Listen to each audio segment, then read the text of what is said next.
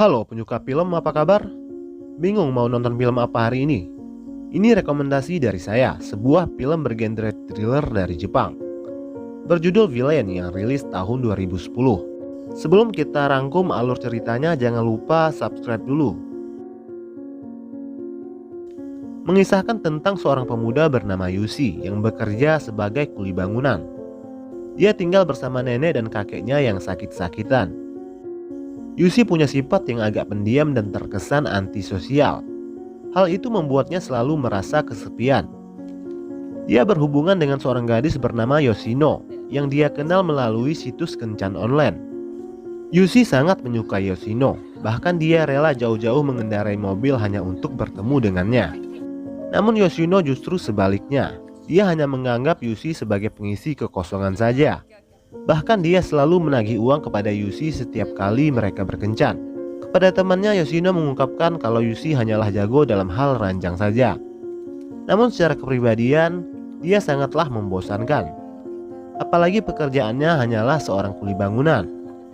Sementara itu, Yoshino mencoba menggoda seorang mahasiswa anak orang kaya bernama Keigo, yang baru saja dia kenal di sebuah bar.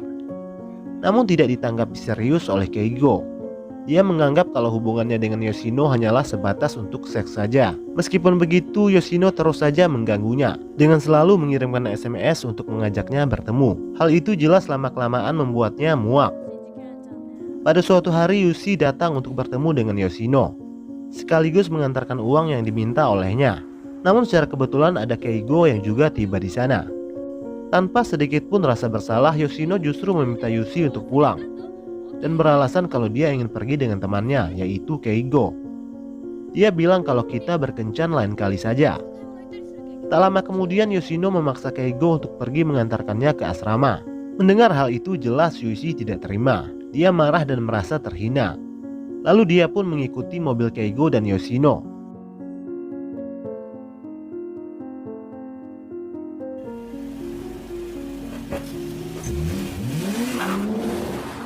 Kemudian scene berpindah pada keesokan harinya. Polisi menemukan mayat seorang gadis di bawah jalan raya. Yang ternyata adalah mayat Yoshino.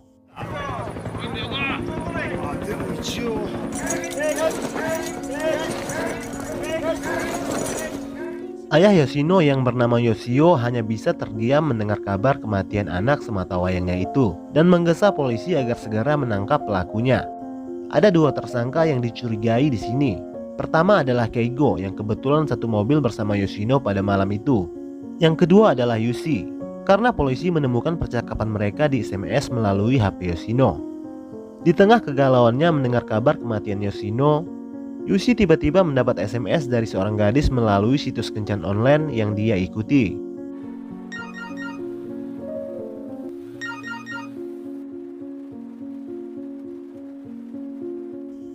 Dari situ adalah Mitsuyo yang bekerja di sebuah butik pakaian. Mitsuyo memiliki sifat yang sama seperti Yushi, sama-sama penyendiri dan kesepian. Suatu hari Yushi mengajak Mitsuyo untuk bertemu. Awalnya mereka berdua terkesan malu-malu saat bertemu, tapi lama-kelamaan akhirnya mereka berdua sudah mulai nyaman.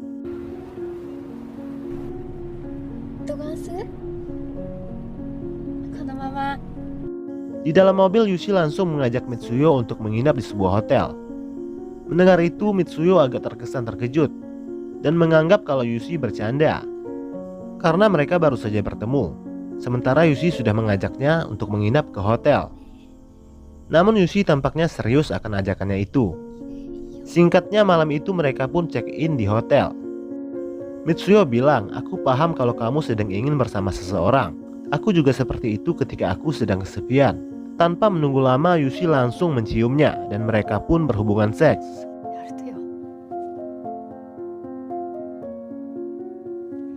Namun keesokan paginya, Yushi justru memberikan uang kepada Mitsuyo dan bilang kalau itu saja uang yang aku punya. Mitsuyo tampaknya kecewa akan hal itu. Di dalam mobil, Mitsuyo mengembalikan uang yang diberikan oleh Yushi.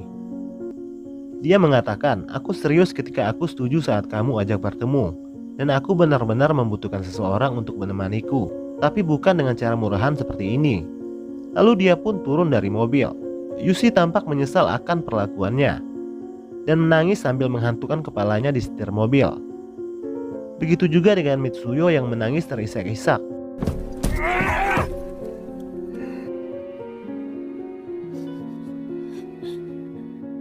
Singkat cerita, polisi datang ke rumah Yoshio untuk melaporkan perkembangan terbaru atas kasus kematian anaknya. Polisi itu sudah menginterogasi Keigo. Polisi bilang saat diinterogasi, Keigo menangis seperti perempuan.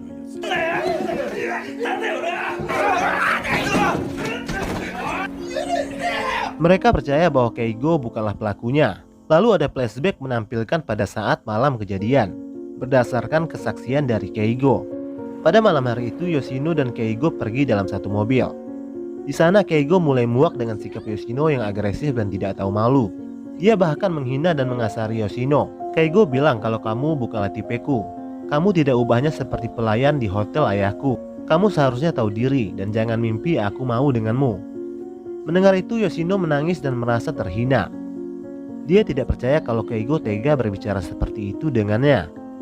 Lalu Keigo menghentikan mobilnya tepat di jalan yang sepi dan memaksa Yoshino untuk keluar. Namun Yoshino bilang, bagaimana mungkin aku turun di tempat seperti ini? Keigo menjawab, cari saja tumpangan dengan mobil lain. Bukankah gadis murahan seperti kamu tidak masalah berpergian dengan orang asing? Lalu dengan kasar Keigo menendangnya keluar, hingga kepala Yoshino terbentur besi pagar jalan raya.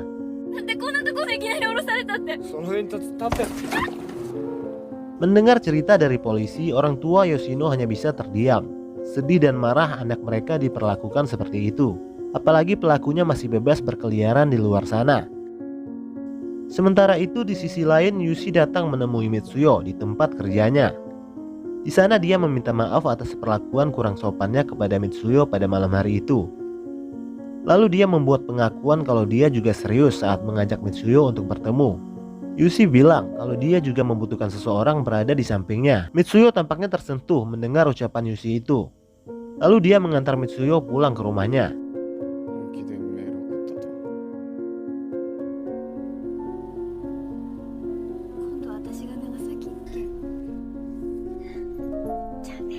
Rumahnya juga didatangi oleh polisi untuk mencari tahu di mana keberadaan Yushi. Karena sudah berhari-hari dia tidak pulang. Polisi datang untuk menginterogasinya terkait kasus kematian Yoshino. Polisi itu menyuruh nenek untuk menelpon Yushi. Sadar ada polisi di rumahnya, Yushi buru-buru mematikan telepon dari neneknya itu.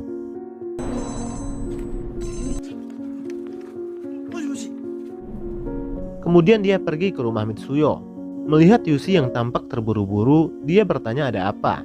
Namun Yushi tidak menjawab. Lalu keluar dari mobil dan langsung memeluknya, sambil bilang seandainya aku bertemu denganmu lebih awal, seandainya aku bertemu denganmu sedikit lebih cepat. Lalu Yushi langsung menyuruhnya untuk masuk ke mobil. Mitsuyo tampak keheranan dengan tingkah aneh Yushi itu. Namun dia tetap masuk ke dalam mobil dan mereka berdua pun langsung pergi. Keesokan harinya secara terpaksa Yushi membuat pengakuan kepada Mitsuyo kalau dia telah membunuh seseorang. Mitsuyo terkejut dengan pengakuan Yushi itu.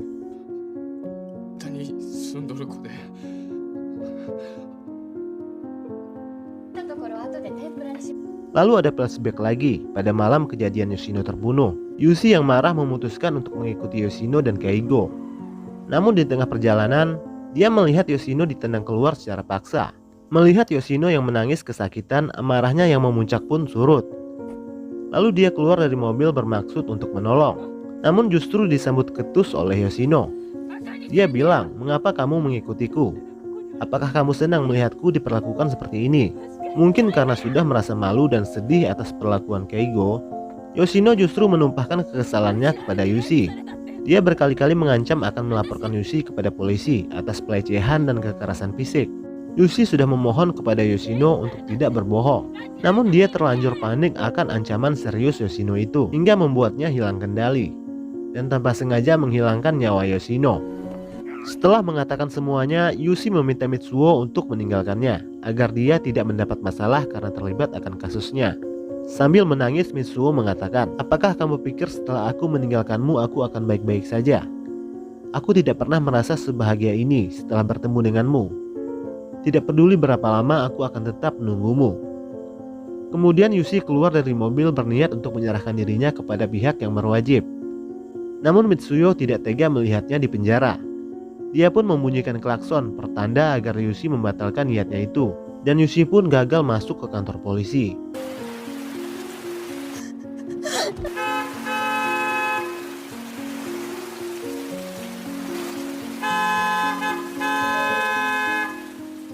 Mereka berdua pun berpetualang dan berpindah-pindah tempat bersembunyi dari kejaran polisi karena kasusnya sudah sampai ke media massa secara luas.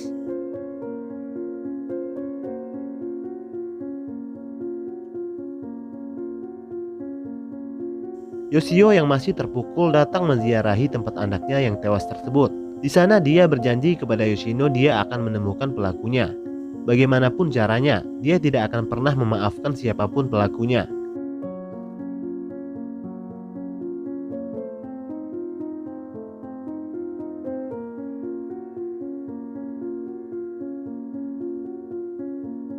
Hari demi hari mereka habiskan di tempat persembunyian. Mitsuyo yang sempat sakit karena kedinginan membuat Yushi tidak tega melihat gadis yang tidak bersalah menderita karena ulahnya sendiri. Membuatnya berpikir untuk mengakhiri semuanya dengan cara menyerahkan diri. Namun dihalang oleh Mitsuyo. Dia bilang kalau dia tidak masalah hidup seperti ini asal bersama denganmu.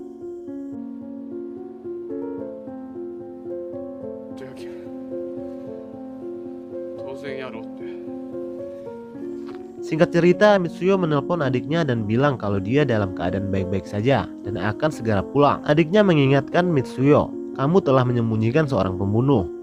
Kalau kamu benar-benar mencintainya, biarkan dia bertanggung jawab atas kesalahannya sendiri. Namun malangnya ada polisi yang memergoki Mitsuyo di sana. Dia pun dibawa ke sebuah tempat untuk diinterogasi. Di tempat lain, Yoshio mencari Keigo untuk membalaskan dendamnya.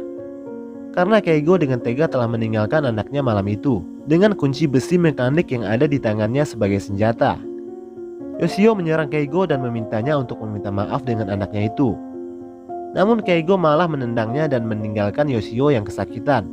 Di sebuah kafe, Keigo dan teman-temannya tertawa terbahak-bahak dan mengolok-olok Yoshio sebagai orang tua gila karena menyuruhnya meminta maaf kepada anaknya yang sudah mati. Di sela-sela gelak tawa Keigo dan teman-temannya, Yoshio masuk dan bertanya dengan nada geram. Apakah lucu bagimu melihat penderitaan seorang ayah yang tengah kehilangan anaknya? Lalu dia mengayunkan kunci besi yang ada di tangannya berniat untuk menghantam kepala Keigo. Melihat itu muka Keigo pucat karena ketakutan. Namun karena masih memiliki hati nurani, Yoshio gagal melaksanakan niatnya itu dan mengatakan kepada Keigo, teruslah hidup seperti itu, hidup dengan selalu merendahkan orang lain.